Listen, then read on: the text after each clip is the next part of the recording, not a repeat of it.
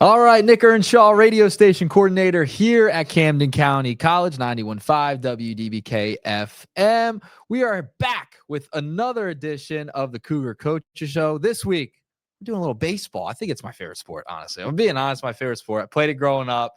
It's just, I could sit in an empty stadium forever. I could just look at a ball field and no one needs to even be playing. But we're here with Coach Scanzano from the Cougar baseball team. Coach, thanks for sitting down with me today. No problem. Excited to be here. Yeah, it's exciting. You know, obviously, we're in the fall season right now, heading into the winter. So that's kind of time for you guys to train, do some scrimmage, inter squads, things like that, figure out what's going to happen in the spring. What have you guys been up to so far in the fall season?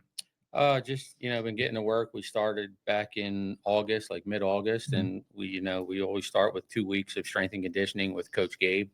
Having a full-time strength and conditioning coach here is awesome. And, he puts them to work and really, sees what they're made of and gets them prepared. And then since then, it's been practicing 5 days a week, inter-squad scrimmages with the team. And then we've played, I want to say up to now, about 12 scrimmages against numerous D2, D3 schools in the area. So as a coach, what are you looking for during the fall season when you're scrimmaging, playing the inter squads during practice? What's something you're looking for, especially with new players coming in?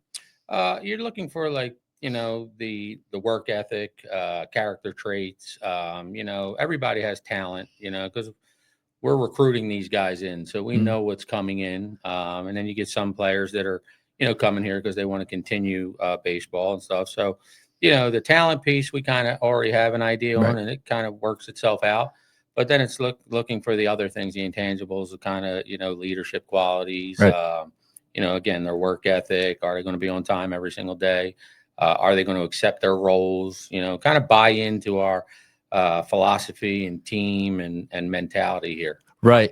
Last year, you guys won 26 games, a lot of stolen bases, close to 300. I think it was like 291 or something along those lines. You got into the Region 19 playoffs, lost 2 of 3, a high-scoring affair in all 3 games for both sides.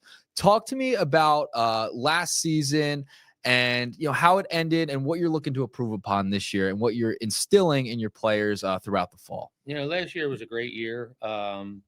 When I took over the program 4 years ago, and the first year we were a club team, so technically this is my 3rd official year as a NJCAA recognized baseball program.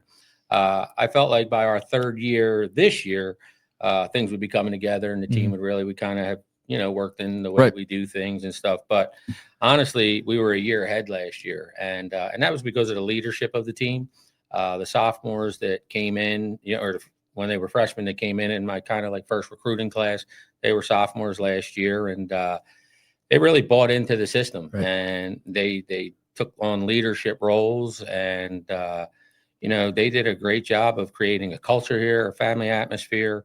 And again, last year's season was tremendous for us. To be able to win over 25 games in year number 2, basically. We led the country in stolen bases. We had our first baseman, Ethan Arter, I think was 2nd in the country with 55 stolen bases, which is rare when you say a first baseman. I would have loved to play for you, by the way. I would have loved to play for you. Well, we have a great coaching staff, and, our mentality is to try and create as much havoc as we can on the base paths. And we like to run, and, so last year was great. We swung it well. Defensively, we were good. Our pitching, our starting rotation was pretty good. We weren't as deep as I'd like to be. And that's one of the things I've seen in, playing in Region 19 over the past couple of years is, if you don't have a deep pen, things can get tough for you sometimes because, sometimes you play some of these colleges that, they're able to send 2 guys down to the pen every inning where, it's a little bit more difficult when you have a smaller rotation. But again, broke a lot of records, school records, I believe, with hits and runs scored, and, created a lot of offense. And that was great last year, again, making it to the playoffs. And, just things went a little array in that last game. We kind of picked a tough time to, start making some mistakes. But, overall, it was a great season. I was very proud of the way the team played. And, it was great, the relationships of those guys that we were able to build because, and, being a JUCO, you only have 2 years with them, so it's you build a relationship kind of quick and, and they're gone and you're turning them over. But no, those guys just played for each other, loved each other, and played hard for each other. So, I was proud of that season. And you were asking about the upcoming season, which, one of the big things we focused on in the offseason was pitching. We went after pitchers. We really did. And we brought in a lot of really good freshman pitchers. So, last year we might have had 8 or 9 in our rotation, and I'm not going to say all of them were like starters or, some guys were just situational pitchers. Whereas now we have about a 15-man rotation, which I could be comfortable with putting in any pitcher at any time in any situation. And that's exciting to have. Right. That's fantastic to hear. And you mentioned the turnover rate, right? It's JUCO. That's what happens, right? They're in and out. What's your kind of philosophy with the students who are here quickly? It's only a 2-year school, right? For the most part. Talk to me about your philosophy in recruiting certain players and then helping them also off of the baseball field. Yeah. Well, the philosophy really is trying to help these guys, get on the right path and succeed at the next level wherever they go. They're everybody wants to chase the professional dream, and I get that and all that stuff, but it's a very minimal, chance of getting there. But you're going to be professional in something, whether it's an accountant, whether it's own your own business. You're going to be a professional. So, our big thing is trying to prepare them for that next level. So one of the things I tell, all the recruits when they come in and our recruiting classes and when I meet with them and their families, is that if, we're here for more than just baseball. Baseball is a piece of the puzzle, obviously. But if all you are is a better baseball player in 2 years, we didn't do our job as coaches. Right. So we're trying to prepare them to be better, young men, brothers, sons. Someday they're going to have their own family. So, we build relationships quick, but we're trying to impact their lives, and it's exciting to see these guys, thrive and grow and see them start off as a freshman and then within 2 years turn into leadership, have the leadership qualities and turn into leaders. So, it's really just building the whole student athlete. And that's what's great about, the college. I believe that our president and vice president and everybody on the, the academic teams and stuff like that. The administration, they've bought in, especially, like I said, our president and vice president, they want to see the well-rounded student athlete. And, that's what we're trying to do, and we've focused on, junior college. Obviously, and I was a junior college guy. And so back then it was like, oh, if you don't have good grades, go to junior college. Well, now I think that a lot of these student athletes are realizing, there's a lot more benefits to junior college sports athletics, especially baseball, where, we're getting, I would say, 75 to 80% of our class that came in as freshmen this year are 3.2, 3.5, 4.0 students. Whereas in the past it was, lower academics and, you had to really work with them. Whereas now it's like, hey, I'm going to play a high level baseball because they're, everybody's starting to understand how good junior college baseball is. We can compete with it. We do it every weekend in the scrimmages in the fall. We're competing against Division II. We're competing against Division III and winning games. And, so you see the level of play. And then, obviously the financial piece, coming in junior college. I mean, if you get save a couple bucks, right?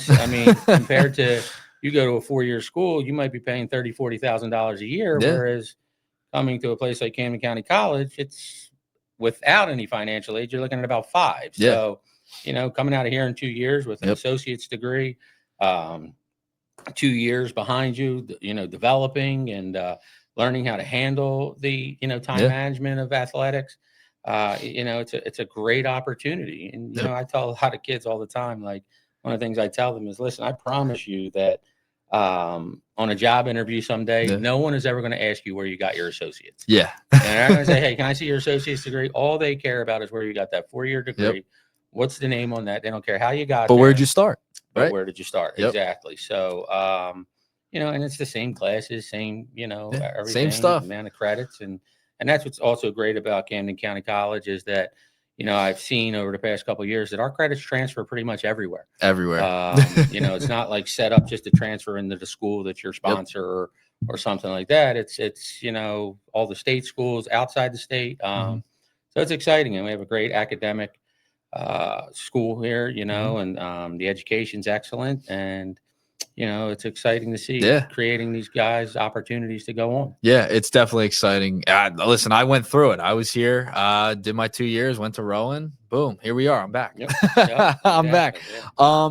Walk me through your recruiting process and what you were looking for. You mentioned you were looking for some more pitching for this year, and you've recruited new players. Talk to me about some of the new players coming in that people should watch out for. Yeah, so the first thing I'll say about recruiting is, when we recruit, it's recruiting the right fit. Everybody wants talent, obviously. Right. And talent's great. Obviously, you want kids that have talent, and all of our players have talent, but we want the right fit too. Someone's going to come in and buy into our culture, buy into, hey, it's team first mentality. I'm going to do everything I can, whatever my role is. And that's what I kind of focus on the recruiting process. Sometimes you'll have some, young men that have all the talent in the world, but they're me players and I players, and they're not going to fit in well with our system. They're not going to last long. But the class we have coming in, this freshman class that we had, I mean, it's a tremendous class. We brought in about 22 freshmen. Wow. And a lot of them were pitchers.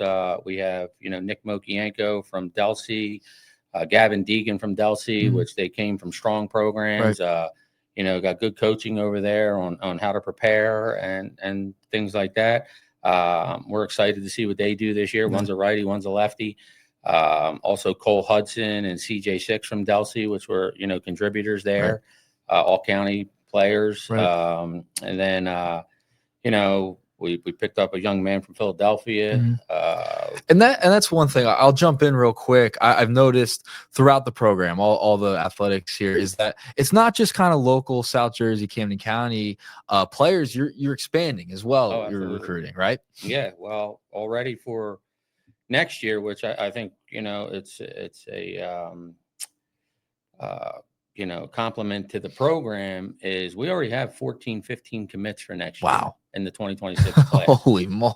Which not a lot of other junior college programs have that many already. Yeah. And we're getting calls every single day from coaches about players that feel like their young men will succeed here. So, we have a couple commitments from Pennsylvania area as far out as Doylestown, and but now it's even expanded to Florida and Georgia and Texas. And I have a young man from Colorado that we were just talking to yesterday that's interested in Camden County College, because that's the first thing you kind of ask when you get these contacts from all over the country. Even Canada will get emails every day. It's like, how'd you hear about Camden County and Blackwood, New Jersey? Yeah. But actually, they're doing and that's one of the first questions I ask when I get the emails or calls. Is like, so tell me about why you're interested in Camden County College. How'd you find or is this just some list that you're sending it to every college in the country? And I'll get responses like, I looked you guys up on NJCAA's website and saw what you guys do and the success you're having. It seems like the way you guys play and the mentality there could be a good fit for us. So, so it's opened up to all over the country. So, because there's a lot of talent out there, and I think more and more players are realizing that junior college is the way to go if you want to go play on to the highest level. Right. If you see so many stories of just major leaguers like just getting there, they start at junior college. I mean, perfect example, Otto Kemp. I mean, with the Philadelphia Phillies, right? Like he was on a LinkedIn profile. He had his LinkedIn set up. He was ready to go. He finds himself in the majors, didn't even get drafted. Like there's so many funny stories in baseball, and JUCO's a good starting spot. Well, big thing is, and people don't realize this, and the media always wants to do the Cinderella story, basically. So I'm gonna hide on that one. but I mean, what I mean by that is, you'll see these players, these D3 players, or guys that are at a smaller school that are transferring to some big programs and contributing, and they don't really paint the full picture of that. It's someone that's a fifth-year senior and is 24, 25 years old, and it's a handful of them. Whereas the media doesn't cover, and again, I'm not knocking the media, but the fact that everybody during the World Series last year, the big team was Murray State, correct? Murray State was huge. Everybody was talking about Murray State. How'd they get here? How'd they get here? They had 18 junior college players on their team. LSU, when they won a couple years ago, they had 9 junior college players on their team. I think Dylan Cruz was a junior college player. So, you're not hearing the stories about how many players in last year. If you go through everybody that was in the College World Series, each team had a minimum of 6 junior college players on their team. So I believe that players from around the country, especially with the way recruiting has become and with the portal and transfers and all that stuff, that they're realizing that junior college is the best place to go develop. Hands down. There's nowhere that you can develop like you can at junior college, just because of the range we have to be able to practice so much and play so much and develop so much.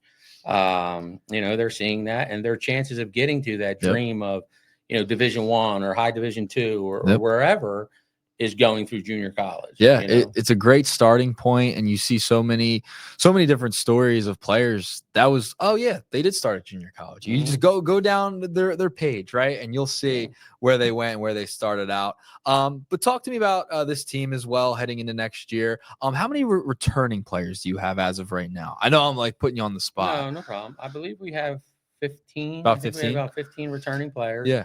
And we had a heck of a returning class, to be honest with you.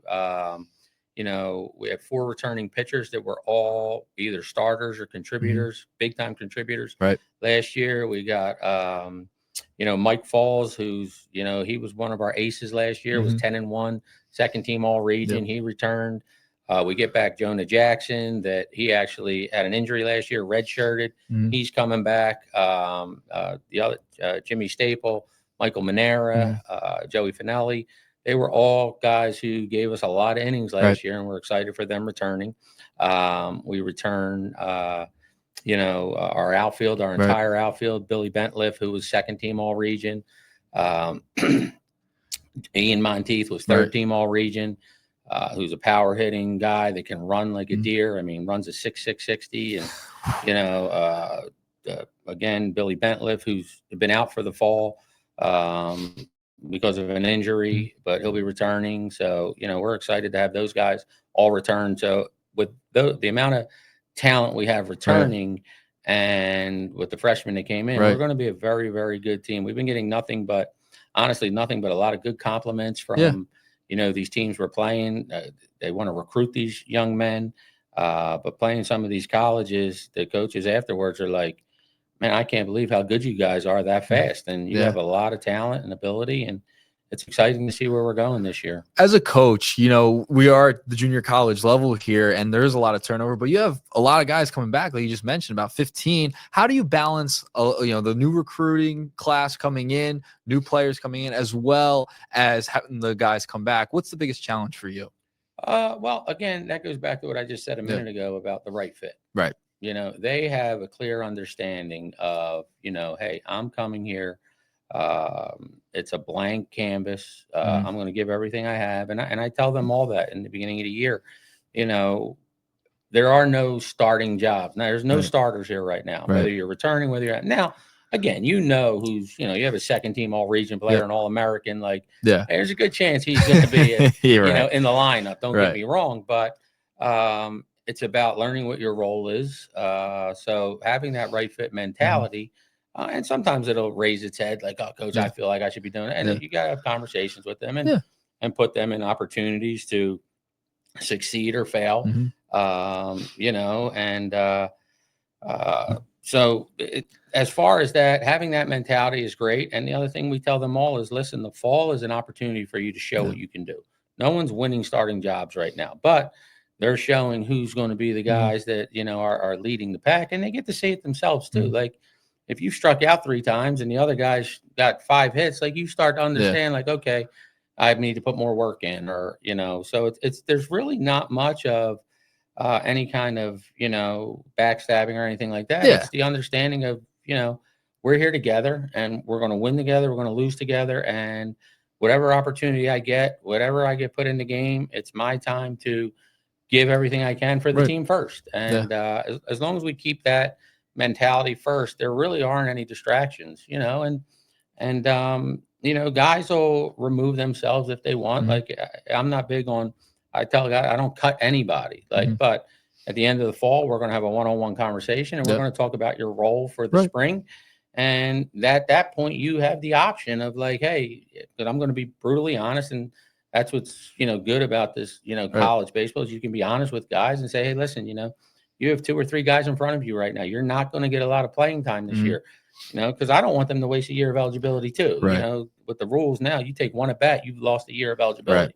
I don't want to see that happen. So then we'll talk about, hey, do you want a redshirt a year? Do you want to accept that role? Or some guys are just like, you know what? I gave it a shot. I get it. Yep. I just want to become a student now. Right. So, as long as we're just upfront and honest with each other, and we're okay. We kind of, don't really have to deal with a lot of situations like that. Yeah. It's exciting to hear about all the new players coming in, players returning, and looking forward to the spring. So it's going to be fun. I know you guys got some more practice out there in the fall. I walk by, I'll do like a walk around the college campus, and I'll see you guys out there. I'll hear the ping of the bat. But I want to talk about you a little bit and give you some fun questions. All right. Okay, sure. For your players, this is for them. What's one thing they may not know about you? I asked Coach Lou this, Coach Chip, everybody. What's one thing they may not know about you? I'm sure there's a lot of things they don't know about me, but I'm kind of an open book. I kind of tell them, mistakes I made, and that's kind of why I coach is I don't want to see these athletes make the mistakes I made, because I made a lot of mistakes coming up where, I blew opportunities to go on and play at higher levels or do things because I wanted to fool around and stuff like that. So, but as far as one thing that they don't know about me, shoot, you a movie guy, something like that? I was gonna say I like musicals. There you go. That's perfect. I don't tell a lot of people that, but I enjoy watching musicals. Now everyone's gonna know. Exactly. What kind of musicals? You know what? Old ones, new ones. I could find myself watching The Sound of Music or Oklahoma or movies like that. And The Greatest Showman, I think, is one of the best movies ever. How about that? I love that movie. So you learn something new every day here on the Coaches Show, right? Exactly. Now I'm not gonna say I sing and dance and do stuff like that, but I enjoy watching them for some reason, especially with my daughters. My youngest loves to sing, so she enjoys that stuff. So I find myself watching those. That's fantastic. I love that. All right. So I also want to talk to you about your relationship with Milt Thompson, former hitting coach of the Philadelphia Phillies. How do you guys know each other, and what have you guys done in the past that our audience might not know? Milt is salt of the earth. He is one of the greatest, guys I've met. Always willing to give back, always willing to help young athletes. Loves talking baseball, loves talking hitting. We met a few years back, right before COVID, when COVID was hitting and, schools were shutting down and things were happening, and guys weren't getting the opportunities that they really could. We started a prep school at my old, like I said, I used to be the head coach at King's Christian, and then I owned an indoor baseball academy, which was combat baseball. And we decided to start, and I had done previously, I was an athletic director at a private school called Living Faith Christian Academy, where we started a postgraduate program called Apex Academy, which was helping, students go from high school, get a year, get their stuff together, and then go on. As a matter of fact, the Morris twins played for us in basketball. Very good basketball program. From around here. So the Morris twins came and they went on to Kansas and obviously had very successful professional careers. So we decided to try and do that for baseball to help give these guys some opportunities instead of, going straight off to college and, give them opportunities. And we brought in Milt to help out as a coach and kind of be the head coach. It was kind of smaller than we were hoping, but he was able to get around, and then he just started getting involved with the academy, and we became close friends, him, my brother, and I. And then we, did a couple camps together and go out and golf together. So, but he's great. He's an awesome dude, and he's got so much knowledge, and he shared so many things just in conversation that I'm like, wow, man. Now I understand because Milt was a heck of a player. A lot of people, don't understand. I think he was a career 298 hitter. And, he'd be like an $18-20 million man right now. Like today's day and age with those contracts, right? Yes, absolutely. But just his knowledge and the way, he'll come out and talk to the guys hitting usually every year, at least once in a while or twice a year. He loves coming around and being around the game. The Phillies have him pretty busy being an ambassador. I don't think he could do it as much, but no, Milt will he'll come out anytime he can, and he's helped with the relationships with other guys, pro guys that are, some of the Phillies that are playing. Aaron Nola's become a friend. And again, tremendous man. And they really do care about giving back and helping and growing the game. They want to grow the game. One thing about Milt is he wants to teach the game the right way. He's not a big fan of all these launch angle. You can get into all of that, but it's like, nah, like the game of baseball was, 100 years or however long, doing it a certain way. Now everybody thinks they need to change the game. Yeah, and everyone needs to hit a home run. Realizing now that no, actually, the way, especially in postseason baseball, where things shorten up. You see it change. What's one big change you've noticed over your time coaching high school and college?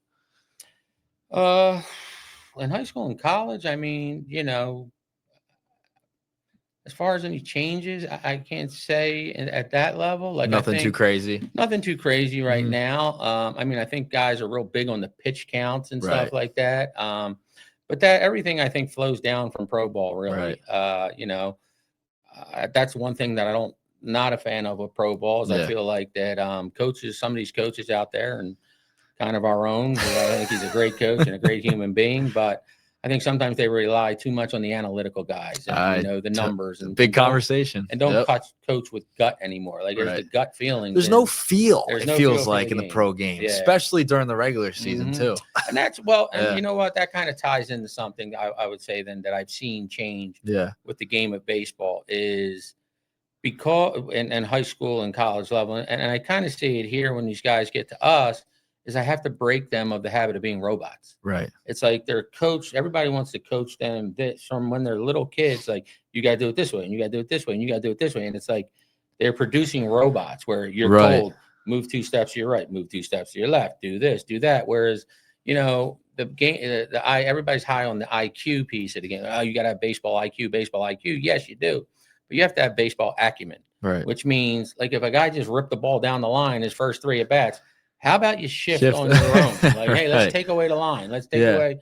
You don't have to look at the card every time, right? Yeah, exactly. Instead of just standing out there and waiting, like, looking at their wristband or looking at their card, like, all right, is coach going to tell me to move over 3 steps? Like, so that's the piece that I really try. Feel for the game, right? Feel for the game. Implement. Understand what's going on. Understand, like, if the pitcher's throwing a fastball away, there's a good chance that ball is going to get hit the opposite side of the field. So, hey, maybe we cheat a little bit.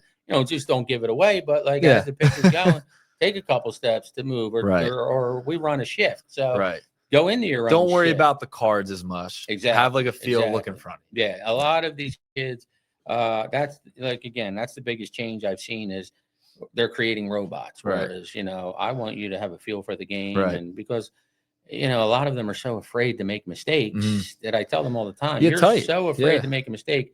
You're making mistakes. Because you're so it goes the nervous. Other way. It does. Play freer. Enjoy the game. And I'm not going to scream at you for making an error. I'm not one of those coaches. First of all, but you see those coaches that want to yell and scream and make it about themselves. I'm not like that. Like you make a mistake. I'm going to be more upset if you make a mental mistake than you do a physical mistake. Physical mistakes are going to happen.